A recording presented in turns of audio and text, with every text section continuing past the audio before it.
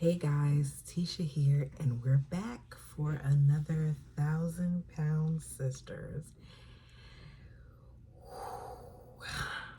We had some filler moments in this episode, but we also had some stuff that I'm going to have a lot to say once we get to it.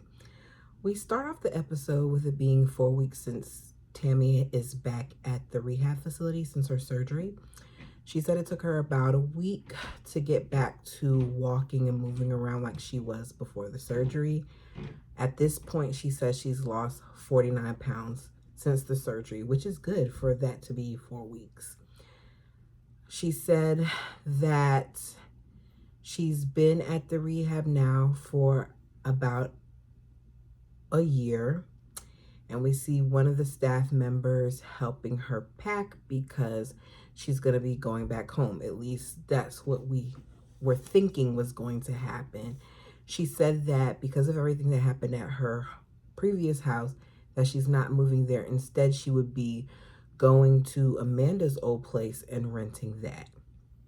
2 weeks later, we see Chris and his wife en route to get Tammy. This is off topic, but I really want Chris to take his wife to see a specialist because I'm not sure if I'm right, but I'm assuming that part of the reason why she's always wearing her headband is because maybe she has some type of thinning or hair loss. And I feel like I want her to be comfortable. I could be wrong, but at first the headband was really, really getting on my nerves. But because of how often she wears it, I think there's more to it. And I feel like with this show that he should be able to get her some help. I know it's way off topic, but it's been driving me nuts. So I'm going to say that. And I'm going to leave that there. So they're talking and he's saying how excited he is for Tammy to get her life back to normal. And 2 hours into an 8-hour trip, he gets a phone call and he says it's the rehab and they're calling about Tammy. They then flash to Amy painting with Gage and Michael for Aunt Tammy. She has Gage doing a masterpiece, and she says that at this point it's been 2 months since Glenn was born, and Gage needs to find out how to be a big brother. Like, he needs to be more gentle. He needs to not use his brother as a piece of floor to ride his cars along, things of that nature. She talks about how she wants Tammy to come home, but life with Tammy is more stressful. That she's a B, but that's her B. I really hate that they call each other the B word. It really drives me nuts. I know they make it as a joke, but it just makes me cringe whenever I hear it. We then see that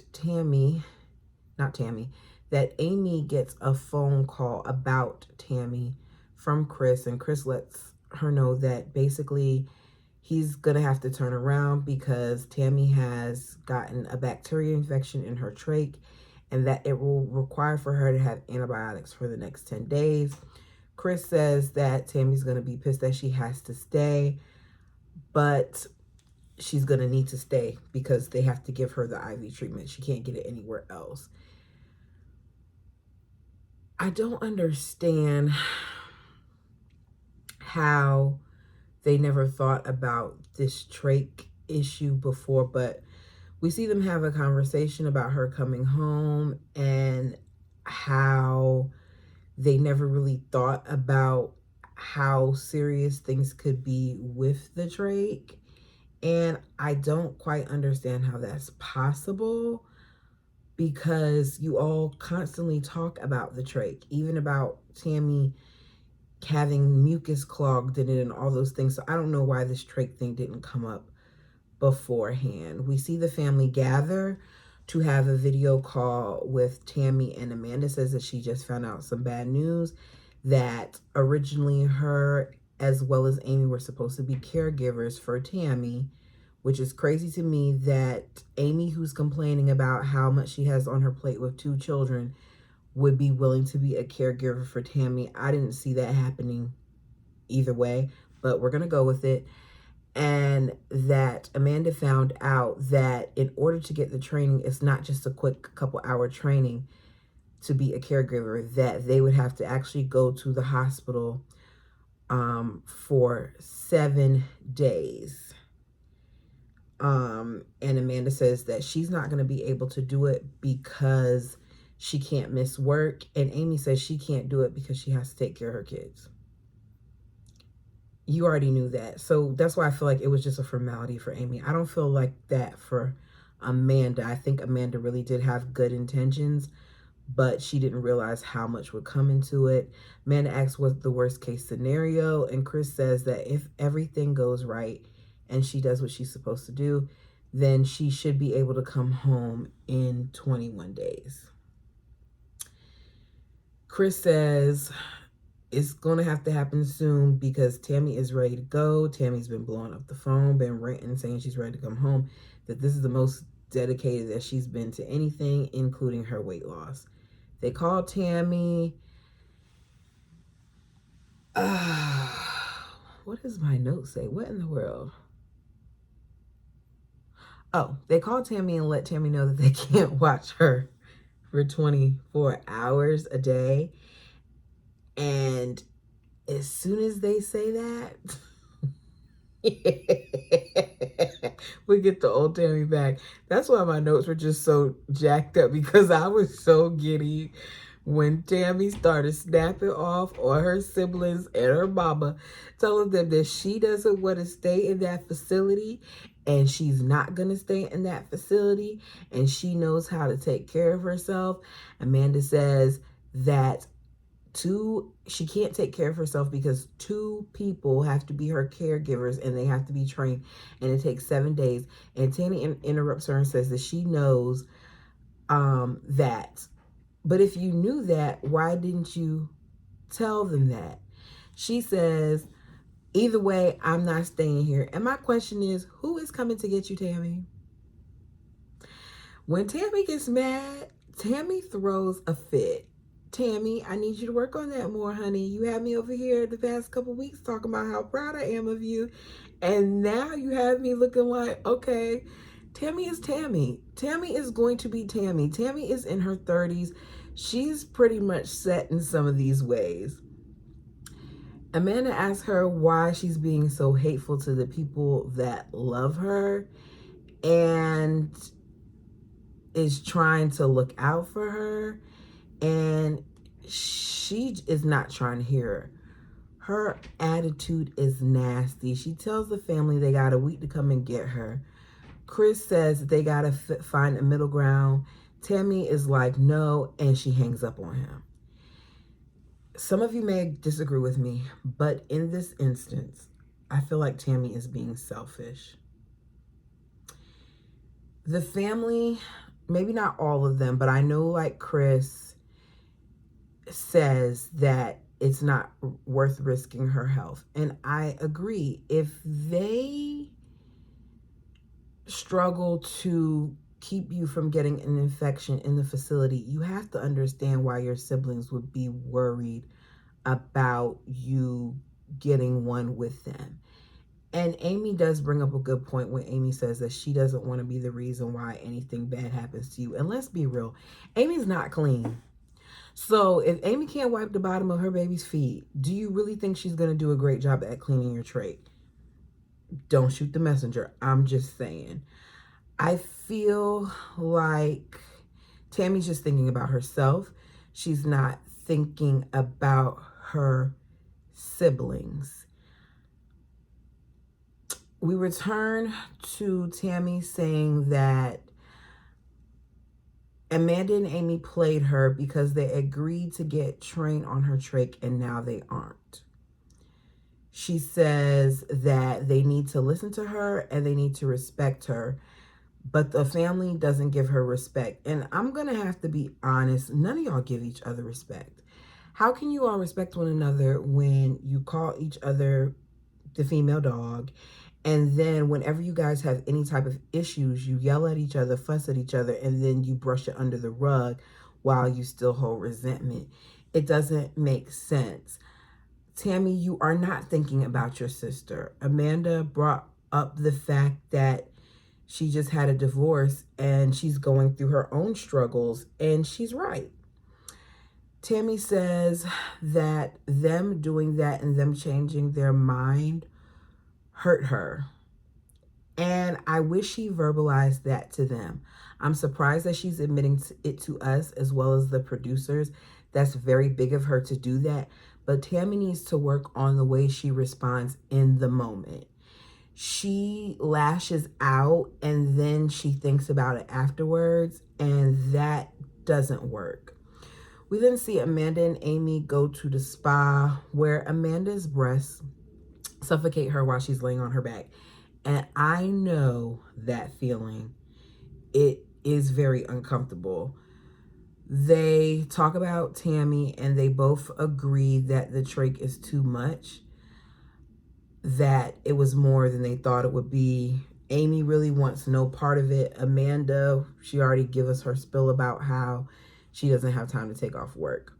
We see the ladies enjoy the paintbrush mud. We then see Amy start to cry again about being stressed raising 2 kids. Amy says that dealing with the 2 boys and Tammy is a lot.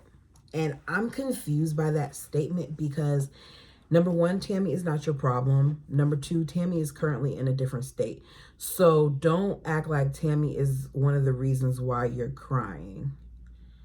I hate that she does that. How about you say that it's hard dealing with 2 boys and Michael, who hardly helps? Let's say that, because I'm tired of Amanda continuously giving you pep talks about you being a good mom. I'm not sure if this is postpartum or if it's a combination of postpartum and Amy being needy, because Amy's naturally needy and Amy naturally likes to be the center of attention. So I don't really know how to feel about that part. But I do want Amy to be the healthiest version of herself, whatever that is, for her children. We return to the rehab facility where Tammy says that she feels like her friends at the facility support her more than her family does, and that she hasn't forgiven her family. And this is part of what irritates me about Tammy. Just because your family isn't doing exactly what you want them to do, how you want them to do it, and when you want them to do it, that doesn't give you a reason to be upset with your family. You can be disappointed that you're not coming home, but for you to act like your family doesn't care about you and hasn't, they said that the facility is 8 hours away. We've seen them take multiple trips to come and see you since you've been at that facility. We see them FaceTime you and talk to you, and apparently they do it even off camera. So we're not going to sit here and act like your family doesn't care just because you didn't get your way. We're then introduced to Caleb, who we find out has been there for a year. But according to Tammy, she's just getting to know him because he was having health problems. So he stayed in his room and he just started coming out. And I'm going to be real honest. I don't know how I feel about Caleb. Let me know your thoughts down below.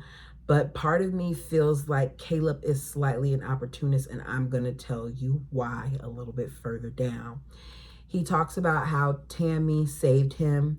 She got him help because he was running out of oxygen and tears were coming down his eyes, and she saw it and she was able to get him help. He got a trach, just like Tammy. He has a trach. So he then talks about how she also saved him because he came to that place because of her. One of his friends saw her on social media and they saw the rehab place that she was at, and he came because he was encouraged by her coming to the rehab place. At least that's his story. And now I'm really side-eyeing him. And then one of the guys says, so basically you're a stalker. And I agree. He then talks like her and says that he's gonna be a skinny bee, which Tammy and Amy say that all the time. So he's a slight fan. I'm not liking this introduction to Caleb. I don't know if TLC is trying to make it seem like he's the timeline. It's just screaming opportunist to me. You guys know, so that I'm always going to keep it honest with you, and I'm going to be really honest. This timeline makes no sense to me. We're going to get down to it a little bit further, but it keeps coming up as I'm reading these notes, and I'm getting annoyed thinking about it. We see the family go to a pumpkin patch where Amy says that she has Gage, and Michael is having a boys' day with Glenn, and then she goes, no, he's really not. He took the baby to his mother's house.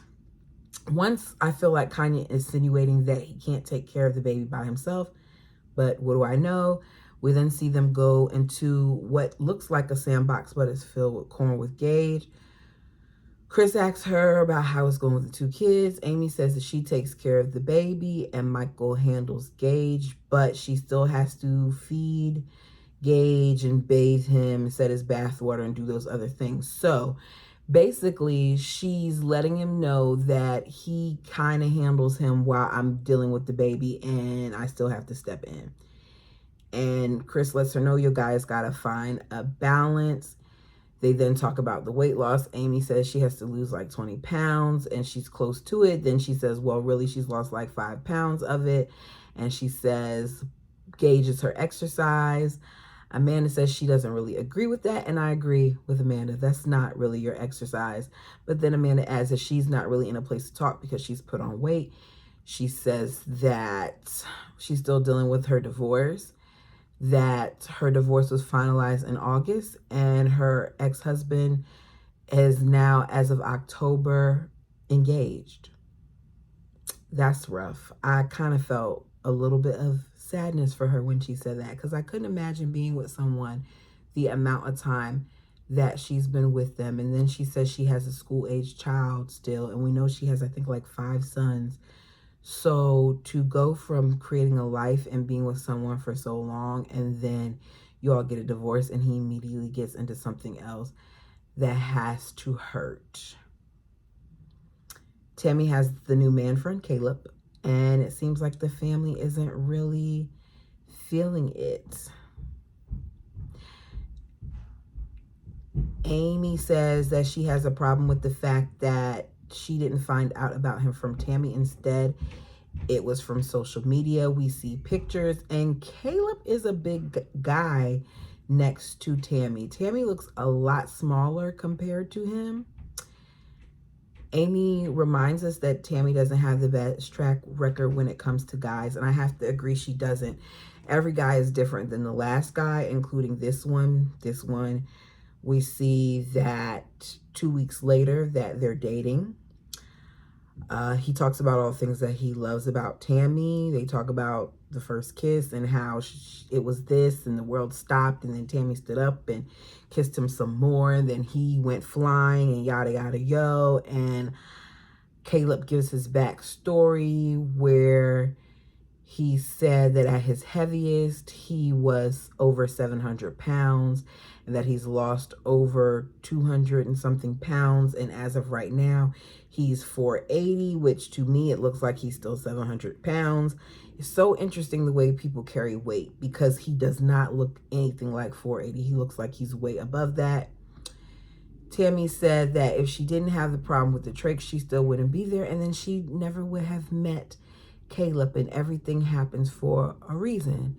We then find out that it's been 3 weeks and Caleb has decided to propose to Tammy, and she says yes.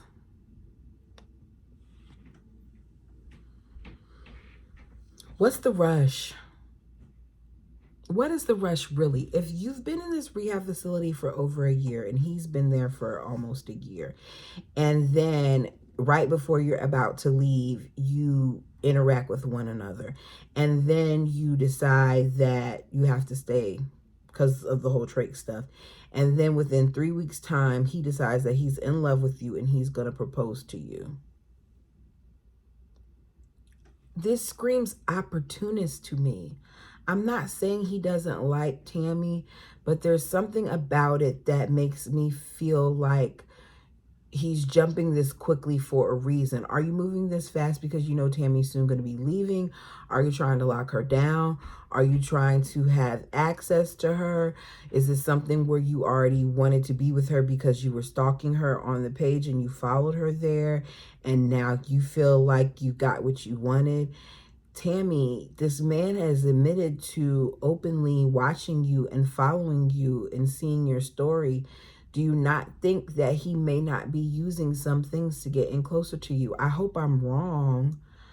I hope I'm not right. He talks about how they're going to get married, have a couple of kids, and Tammy says she's going to wait to tell the family. And that even if they don't approve, she's going to do it. And it's the same thing with Jerry. Even if they didn't approve you were going to be with him, even if they didn't approve of the other guy that you was on TikTok kissing and tugging down, you were going to be with him. I'm going to be honest with you. You can't always blame your family for not trusting the way that you move. You move too quickly. You fall too hard. You fall too fast. Because you're saying you've never felt like this before. And it may be true, but I don't want you to be blinded. You should be focusing on your weight loss. You shouldn't be worried about this guy that we already know you're now married to. What do you really know about him? It just seems like it's too much too soon. I hope I'm wrong. I hope Caleb proves us wrong. I hope Caleb doesn't slow Tammy down. I don't see where he's 480 pounds. I'm still stuck on that. And I really don't trust him. For those of you who joined the family, thanks.